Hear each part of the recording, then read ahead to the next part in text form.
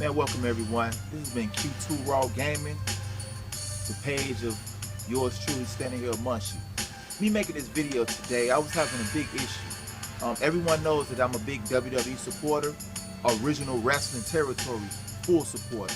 Okay, but I've noticed they took Fabulous Moolah's name off of the upcoming Women's Battle Royal. Okay, I think that's real foul and fraudulent of the WWE for that. Okay, now they bring up all these accusations that she done. I'm not saying she didn't do it, but what I'm saying is if you bring dirt on Moolah, you need to bring dirt on all of the promoters, okay? Because there was guys back then that didn't even want to go to certain territories anymore after their first introduction to them due to a lot of what we would call scandals nowadays. But back in the 50s and 60s and 70s, things that Moolah was doing was kind of typical known in the business. She was having those girls to go with the promoters, so guess what? All the promoters knew what was going on. So if it was a major problem then, why didn't anybody say anything in the late 70s, maybe around WrestleMania 1 when he wanted her to come in and screw Wendy Richter over for the title? Why that wasn't mentioned then? Or even in 1998 when she came back with her final run with Mae Young? Why that wasn't mentioned?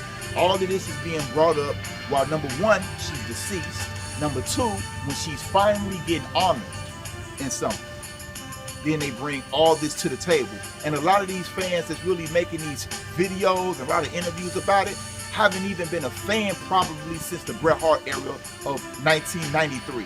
They know nothing about the territory days. Because if Moolah is being put in that lane for being blamed for all those actions that she's accused of, then a lot of other promoters need to as well.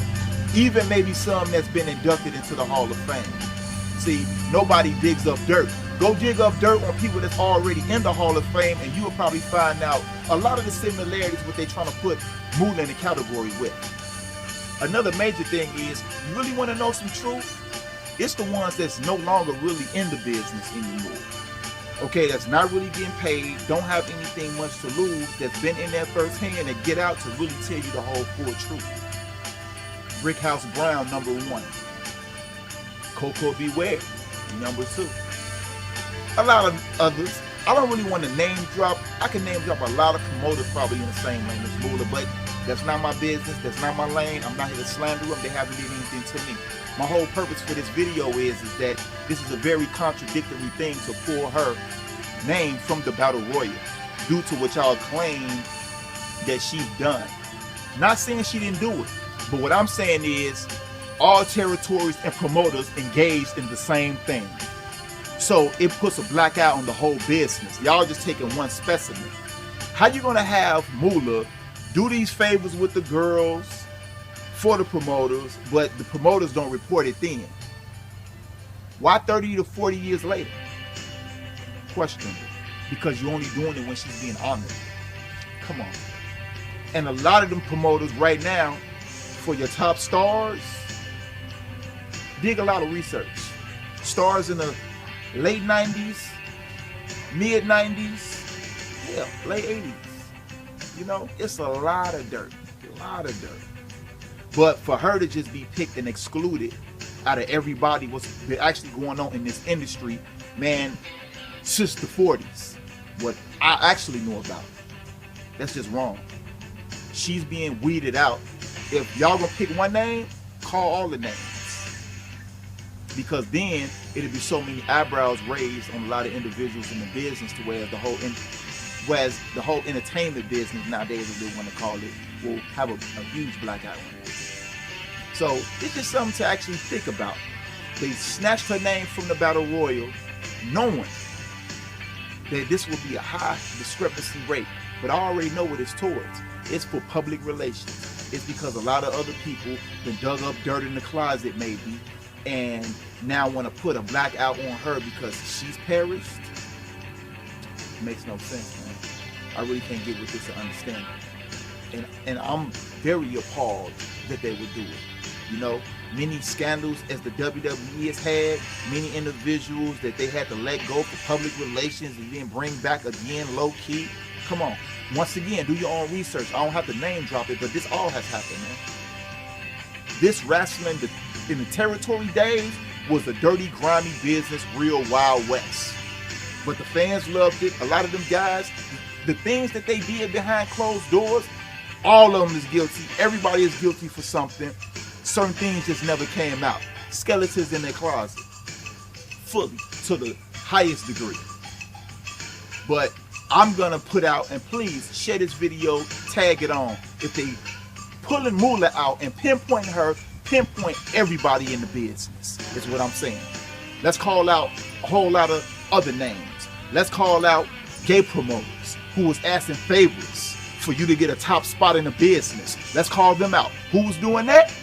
Once again, not really my business to name drop, but I know who is who. So if I get any kind of discrepancies coming back,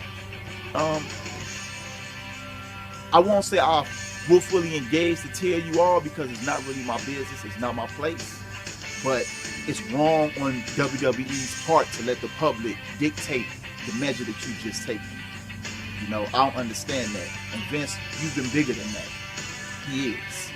You know, you tell the people what they want. You bring them in. If they don't like it, tell them F you. Keep it moving. Don't let the door hit you in the ass, man. Don't come back. Don't buy the product. Don't buy any merchandise. Don't have to look at it anymore.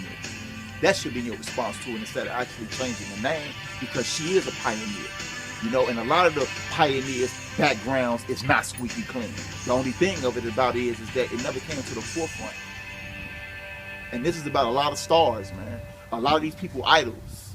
You know, social media is destroying a lot of credibility for people in the business that's actually been there.